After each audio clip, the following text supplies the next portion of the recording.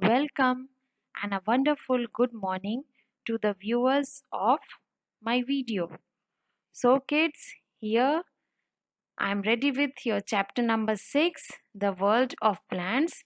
And let me tell you one thing that we have proceeded towards the end of the chapter. So, let's see that what we are going to learn today and what is the work plan for today.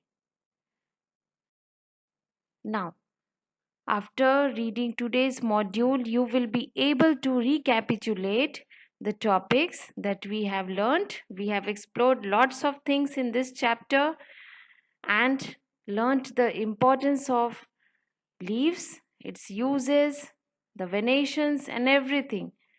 Then, on the basis of your knowledge, you will be able to do the worksheet on your own. For your assistance, the answer key has been provided, but the main thing is that try to do it on your own. So let us start with the first topic that we did on the first day, kids. Do you remember? We have learned about the definition of plants.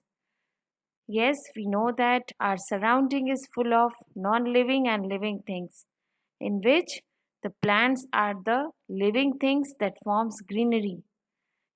It provides food for us. At the same time, it is responsible for providing us fresh air in the form of oxygen. Now, this picture shows the parts of a plant in which we will start from root. The root provides support to the growing plant. It is below the ground. It helps to grow the plant up just straight and helps in absorption of water and minerals. Now, let us come to stem. The stem is the part of the plant that is above the ground.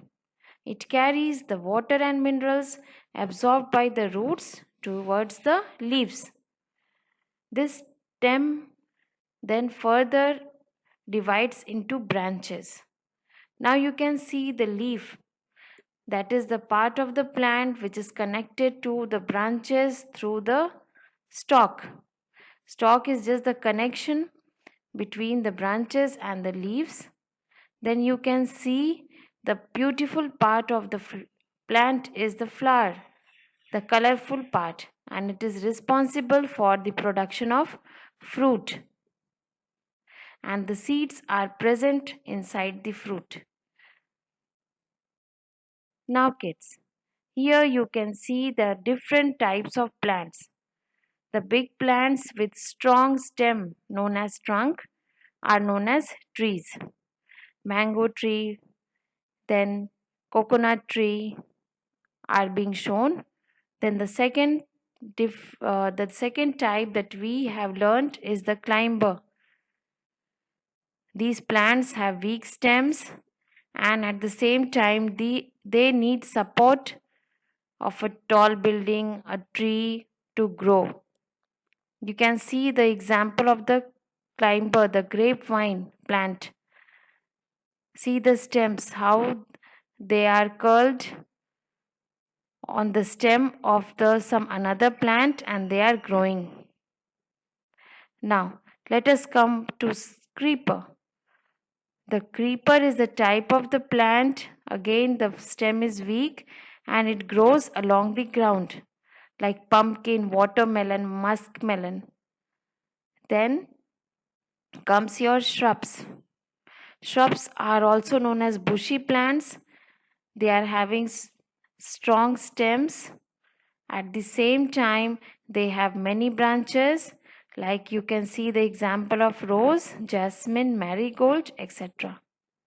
Now let's come to the last type, that is herbs. Herbs are again the plants having weak stems, then they have less branches. They can be used as medicines and a flavoring agent in the food. The examples are coriander, mint, then wheat, grass. Now, do you find similar leaves everywhere? No, your answer will be definitely no. Because see, the different leaves with different shapes are being shown here. The banana leaf, that is the big leaf, rose leaves are small ones. Then the people leaf, see the shape, that is totally different. Now, the round leaves, the lotus forms the round leaves. After this, we have learnt about the parts of the leaf. The leaf is the most important part of the plant, and here just we have read that as your food is prepared in the kitchen, mother has all the things, the raw materials like salt, sugar, oil, vegetables she has in her kitchen. Likewise, with the help of different raw materials, the plants prepare food here. But before that, the different parts are being shown, like the lamina, the broad surface of the leaf is lamina. The central portion of the leaf that extends from stalk towards the tip of the leaf is your midrib. Now the veins, the midrib then further divides into veins. Veins are the connections between midrib and the margin of the leaf. At the same time, they provides mechanical support and carries water and minerals to the leaves. Then comes the stalk. The stalk is the connection between the leaf and the branches. Now, you can see the small round portion that is shown with the white color. That is the stomata. That is, stomata is responsible for the gaseous exchange of oxygen and carbon dioxide. Now, kids, we cannot see the similar veins on all the leaves. The arrangement of veins on the leaves of the plant is called venation.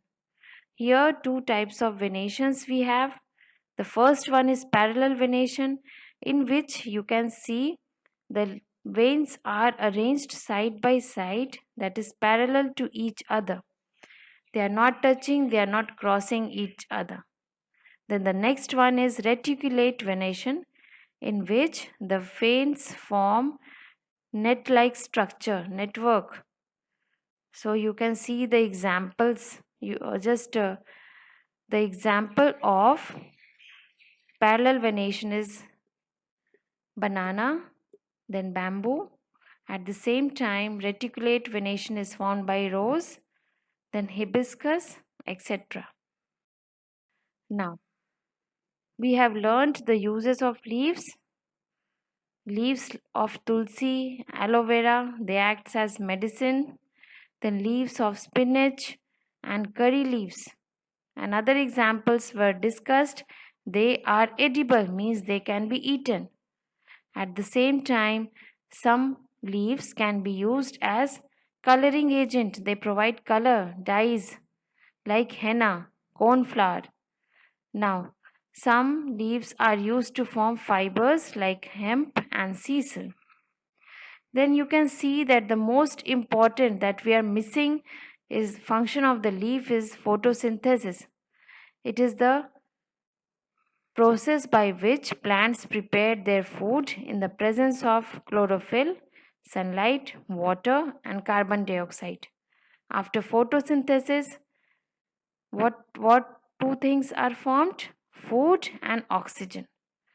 And we require oxygen for breathing. At the same time, the leaves are used to make cups, plates, baskets. You can see the two beautiful things that can be formed through the leaves. The bowls of the plum leaves, the hats can be prepared. You can see here with the coconut leaves, and they are hand woven and they look very beautiful. Now, kids, here we are ready with the worksheet with different questions that have been shown here. This same thing has been given in the PDF file. You can download it and do the worksheet by your own. So here you can see the leaf is given and arrows are shown. So First you try to do by your own, then you match the answers. Now the first one that is shown is the tip of the leaf. The next arrow shows the stomata, then vein. The third arrow is for the vein, and the fourth one is for the midrib. Now this is the question number 2. You have to match the following. On the left side, you have medicinal plants, leaves given dyes, leaves used for fibers, and big leaves. On the right side, on your right side, there are the answers. You have to match them properly. So, for medicinal plants, the answer is neem and tulsi. Then leaves giving dyes, henna and cornflower. C. Leaves used for fibers, hemp and sisal. Last one, D. Big leaves are found by banana and lotus. This is your question number 3. You have to identify the venation and write its name. So kids, can you answer? Tell me, what is the name of the venation that is shown in the first leaf? This is your reticulate venation, right? Now, let us switch on to the next leaf. This is your parallel venation. Now, you have to give the importance of leaves in purifying air. These answers may vary. You try to write on your own, and if you are not getting, you can follow these answers. The process of photosynthesis takes place in the leaves of the plants. As a result, oxygen is given out through the stomata of the leaves, which helps in purifying air. Now, the next question is, if the leaves were not green, how would it affect the plant? This is very interesting question. You know that if the leaves are also not green, then also chlorophyll is present. But let us see what can be the answer. Leaves contain green colored pigment called chlorophyll, which absorbs sunlight for the process of photosynthesis. So the rate of photosynthesis would decrease if leaves were not green. Now, the next question. These questions are given in your LR as we have done most of the pages, but the questions that have been left are mentioned in the worksheet. The Raphia regalis palm plant is found